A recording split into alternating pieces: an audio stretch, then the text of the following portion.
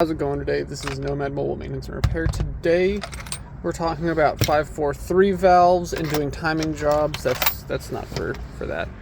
This is going to be every tool that you need. I'm not showing the quote-unquote special tools to do this. I guess I will because I have one right there. But this is going to be every tool you need to do the timing job on your 543 valve. Ignore the spark plugs. Let's just get those out of the way.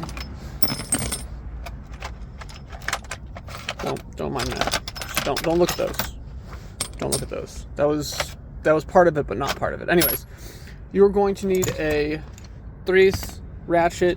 You're probably going to want two extensions, 6-inch, 3-inch. You're going to want a 7mm. You're going to want a short extension on that 1/4-inch wrench. You're going to want a pair of adjustable groove pliers or slip groove pliers. They're not slip groove either. Adjustable wrench. You're going to need a crankshaft pulley installer, and you're going to need a crankshaft pulley remover. You're going to need a small pry bar. You're probably going to want a pair of vice grips. This is my oil filter socket wrench, but any oil filter socket wrench will do, or you can just use your hand. You're going to need a 18mm, not a 19. You're going to need a 13 and a 15. Now I use this wrench, which worked absolutely fantastic. You're going to need a 18mm socket. You're going to need, and you are going to need that to be a deep one. You're going to need a 15. Oh, and a 16. You're going to need a 16. That's for the drain plug. You're going to need a 15 though. That's going to be for a lot of the front cover timing bolts. You're going to need a, this was for the special tool. Well, I guess it's a 24mm for the special tool for the crankshaft pulley remover.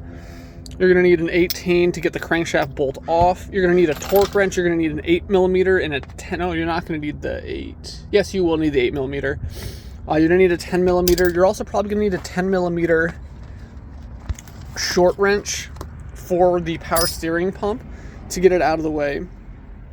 Here's another 18mm. You are not going to need these drill bits. They're just in there because I had everything spill. It was horrible.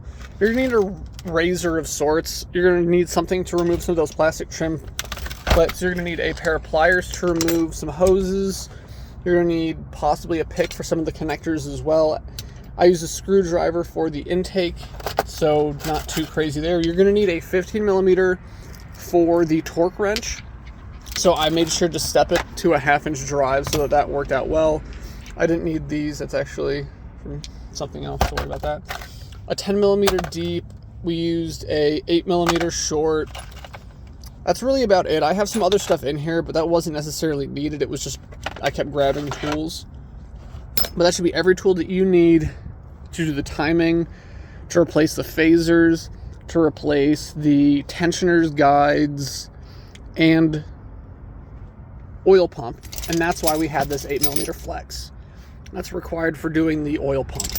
I guess you could use a short 8mm rat or wrench as well, like this one in an 8mm, but that's just going to be absolutely excruciating. That was at least a little bit better. Still is a slow process. But that's everything you're going to need. Oh, and a 22. Sorry, last thing you need. 22. That's going to be for the lower bolt on the timing cover. That's it. Just a few tools. Not too bad. Thanks so much for joining us.